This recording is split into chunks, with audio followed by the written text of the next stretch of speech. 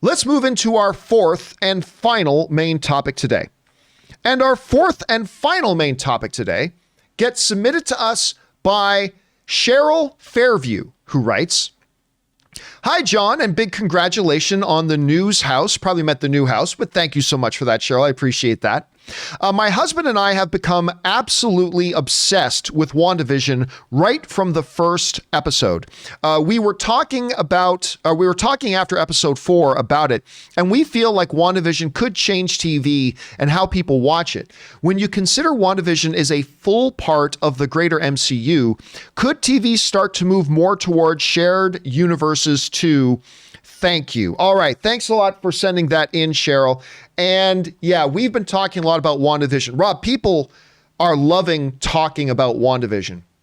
I just at 1:30 this morning finished part 3 of our WandaVision episode 4 spoiler discussion because so many people wanted to talk about it.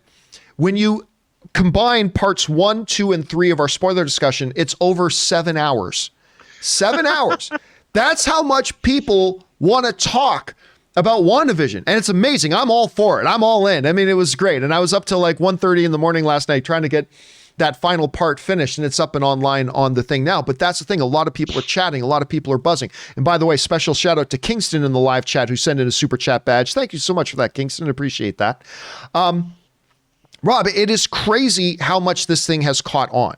And people are getting into it in episode 4, which we won't do a full reveal or a full review of it again right now. But episode 4 was completely bonkers and really took things to an entirely new level entirely. And it was great. But here's the thing. Cheryl's asking, could this kind of fundamentally change the way that TV makes its shows? And I remember when I first read that from Cheryl, I thought, well, that might be a little bit of a stretch, but then I thought about it. Rob, one of the things that the MCU has done, and also to an extent the DCEU and Harry Potter spinoffs and stuff like that, but one of the things the MCU has really done is they have made the entire movie industry kind of look towards not just franchises. The movies forever have looked at making Billy Bob's Booby Part 1 and Billy Bob's Booby Part 2 and Billy Bob's Booby Part 3. They've always done that. But the MCU has now brought in the idea of, beyond sequels, shared cinematic universes. Now, I love the shared cinematic universe. I also think the shared cinematic universe is overdone a little bit. I mean, I think we're losing. Joker is a great example of this. We're losing a bit of the sense of the power and beauty of a truly standalone movie. I think it needs to be both and, not either or. Like, I don't prefer standalone over shared universe or the opposite. I just think it needs to be both and.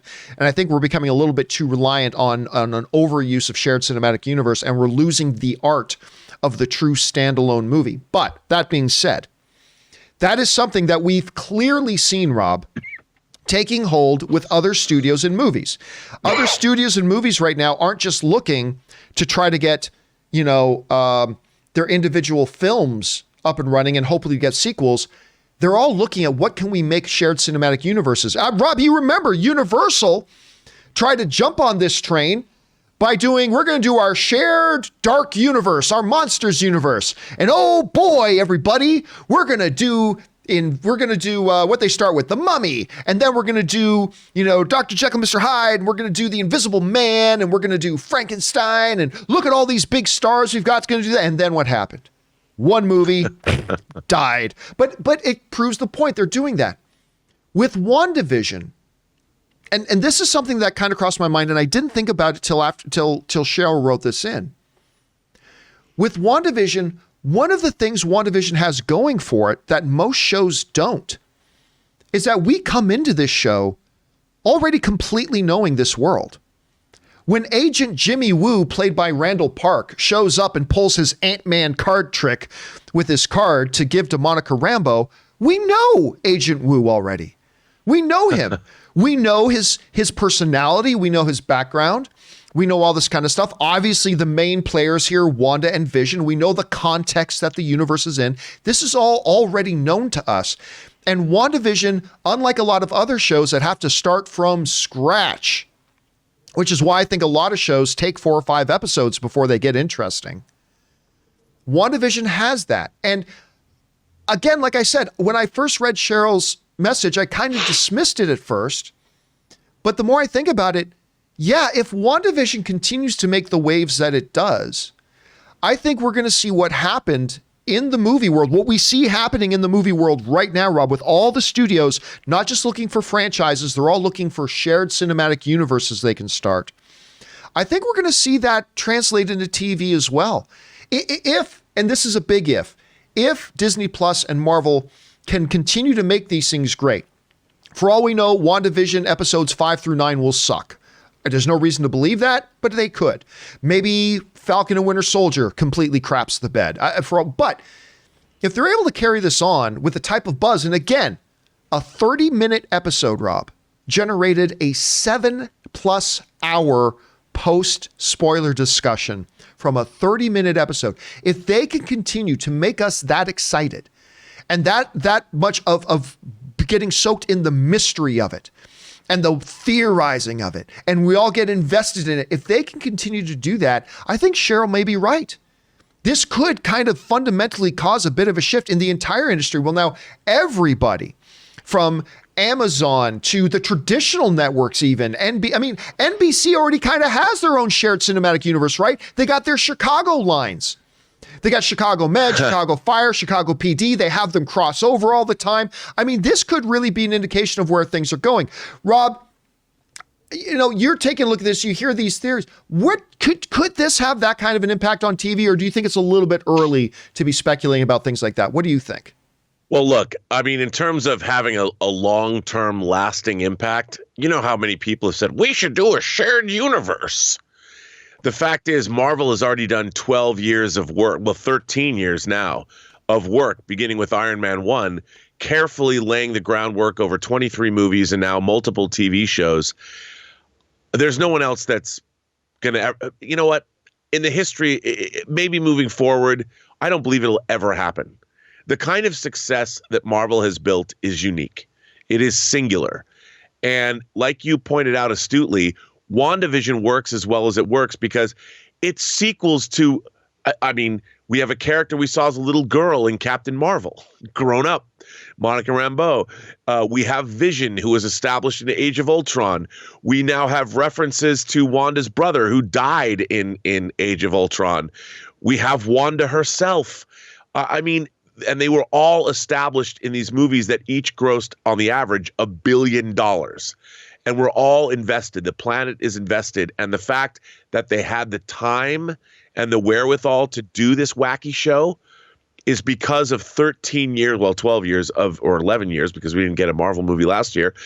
They built this over it is not the future of TV. And if TV wants to go down this road, they have a lot of work to do. And I don't think anybody can do that kind of work. They're trying to do it with Star Trek. They're trying to make Star Trek. They've got Discovery, they've got Picard, they've got Strange New Worlds that they're making. And Star Trek was an interconnected series way before, when you had the Berman era. You had Next TNG, Generation, Deep Space Nine, Voyager. And Enterprise was a prequel. They made movies at the same time. Even that didn't work as well as the MCU. Well, it did work. Actually, it did work pretty well. But it's tough, dude. And while they might want it to be, I think ultimately this kind of a sprawling epic narrative is an anomaly. It's not the norm. And I don't think it ever will be the norm because it's too hard to sustain. It's funny too, because some people in the live chat are pointing out something really, really important. It's like, this has been kind of touched on before. Like, I think it was, if you go all the way back to my earliest childhood where I can barely remember, but Different Strokes crossed over with, what was the name of the show where it's the all girls house and Mrs. Facts Garrett? of Life. Facts of Life. They did some crossover, but in more recently you basically had a CSI kind of crossover universe with all the different CSI shows, Law and Order with the 85 different Law and Order shows, like Law and Order Closet at 7-Eleven sort of thing. It's been done before. I am always very hesitant to say something big that is happening now can't be replicated later. I don't know. Like, you know the old saying, Rob, records are made to be broken. But it is very difficult to imagine something attaining that level of success again, because as of right now, we've never seen it before. It's never happened before. Well, and also the groundwork that had to be done. I mean, Yes. think about just how much they're touching on. You've got characters that were introduced in Thor.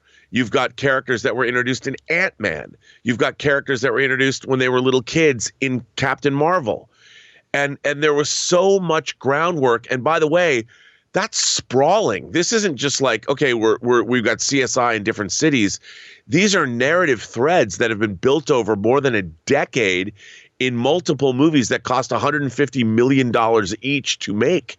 And they're not even co-stars. They're like day players that are being brought back and elevated to main star status. And then not only that, but things like Sword, they have the entire Marvel Comics history that goes back decades and decades to draw upon. So I can't see any narrative. I mean, I could see I just can't see a narrative even in the future that has this much groundwork, that has the comics to draw from, then 12 years of the cinematic universe to draw from, and this is their first TV show. And whether it's AIM, whether it's Mephisto, whether it's Wonder Man, whoever it is that the big bad is revealed to be, those people also have a backstory that isn't even in the cinematic universe yet, that comes out of comics. And it's crazy that this all works. But here's the thing.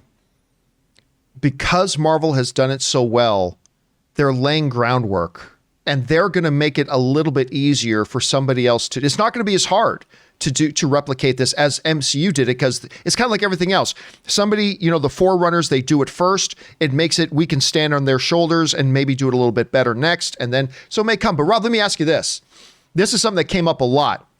I don't know what you think about this, but talking about what potential future stuff that they're able to take minor characters and do this, I am all in right now. I kid you not. I am all in on the idea of a Dr. Darcy and Agent Wu X-Files kind of spin-off show for Disney Plus. I am all for this. I have loved the chemistry with Kat Dennings and Randall Park. So give me that X-Files kind of show where they investigate unexplainable phenomena in this MCU world. I am all down for that. I have to tell you, and keep in mind, we've only seen them interact in a 30-minute episode of this series. Yep. And I agree. I loved them. I loved the chemistry, the acting, those characters. I hope they bring these characters. I think they're both, the two of them together are the new Agent Coulson, and I hope they do something with them because amazing. I love them. I mean, by the way, that fourth episode of WandaVision was wildly entertaining. Wildly entertaining. Yeah, and it freaked. How do you change a charming little sitcom into a horror series in the blink of an eye? They just did it. Anyway, looking forward to episode 5. And of course, Ann and I will be doing our spoiler discussion on Friday about episode 5 as well. But the question is for you guys, what do you think about this? I mean, if WandaVision, Falcon and Winter Soldier, Moon Knight, She-Hulk, Ms. Marvel, Hawkeye, if these things start to generate this level of success and are able to stay consistent with it, are we going to see the same sort of patterns that we've seen in the movie universe where now everybody's trying to do it? What do you guys think? Jump down into the comments section below and let us know your thoughts. All right, guys.